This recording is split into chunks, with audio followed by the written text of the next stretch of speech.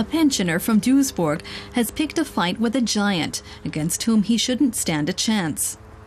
Erich Hennen's enemy is chemicals giant Bayer, which laid a pipeline in his immediate vicinity, 1.5 meters underground, to transport poisonous carbon monoxide. What if it springs a leak? Whether it's an accident, corrosion, intent, destruction, bulldozers, whatever, if gas seeps out around here, it would be lethal for the nearest municipality.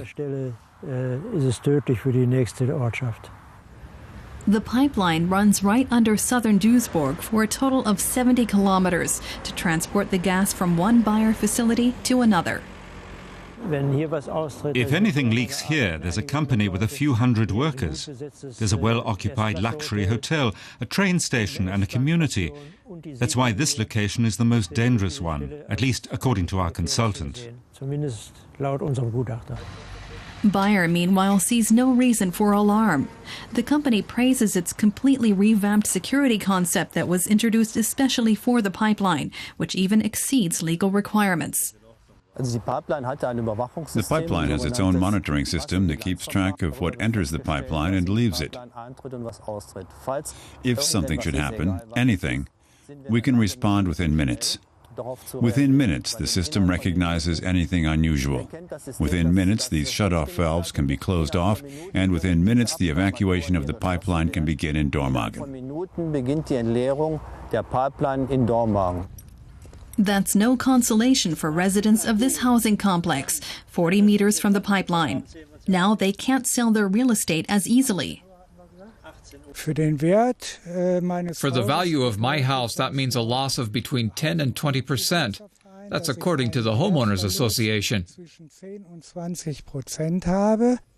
But what scares Erich Hennen the most are unexploded World War II bombs, several of which were found in the pipeline's vicinity. They weren't even willing to search the ground for explosives before starting to dig. Anyone wanting to build a garage or a house has to do that. And they wanted to dig up 67 kilometers without checking anything.